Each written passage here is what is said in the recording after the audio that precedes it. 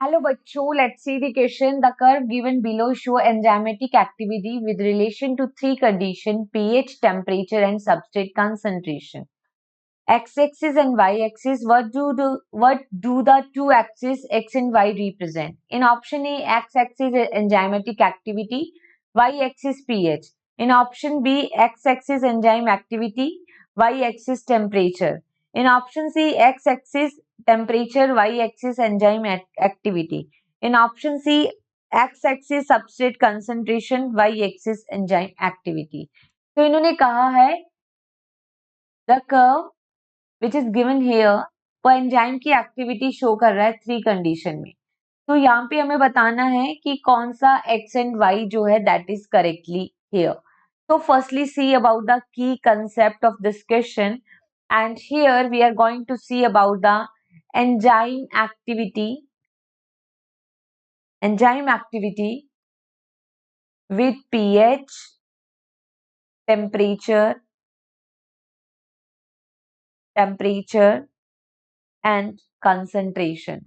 हम तीनों के साथ एंजाइम की एक्टिविटी देखते हैं कि एंजाइम कैसे फंक्शन करता है and concentration of the substrate.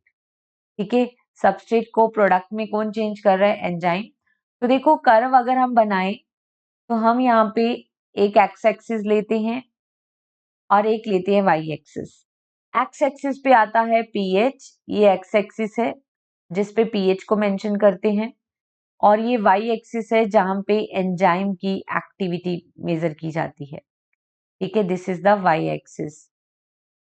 और हम यहाँ पे कर्व बनाते हैं कि जैसे जैसे पीएच इंक्रीज की एंजाइम की एक्टिविटी बढ़ेगी, और एक ऑप्टिमम पीएच के बाद एंजाइम की एक्टिविटी डिक्रीज हो जाती है।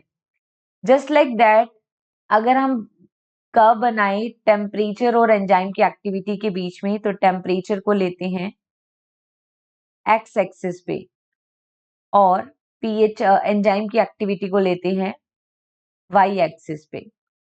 तो जैसे जैसे हमने टेम्परेचर बढ़ाया एंजाइम की एक्टिविटी बढ़ी, लेकिन एक ऑप्टिमम टेम्परेचर बढ़ाने के बाद, ऑप्टिमम टेम्परेचर के बाद भी अगर हम टेम्परेचर बढ़ाएंगे तो एंजाइम की एक्टिविटी कम हो रही है। अगर हम एंजाइम की एक्टिविटी और सबस्ट्रेट कंसंट्रेशन के बीच में कर्व बनाएं तो हम देखते हैं कि यहाँ पे कंसंट्रेशन एक्स एक्सिस पे लेते हैं, concentration of substrate X axis पे लिया, this is the X axis, और वाई एक्सिस पे लेते हैं एंजाइम की activity, enzyme activity at Y axis, right. तो हम देखते हैं कि इनिशियली सबस्ट्रेट की कंसंट्रेशन बढ़ाने पर एंजाइम की एक्टिविटी बढ़ती है।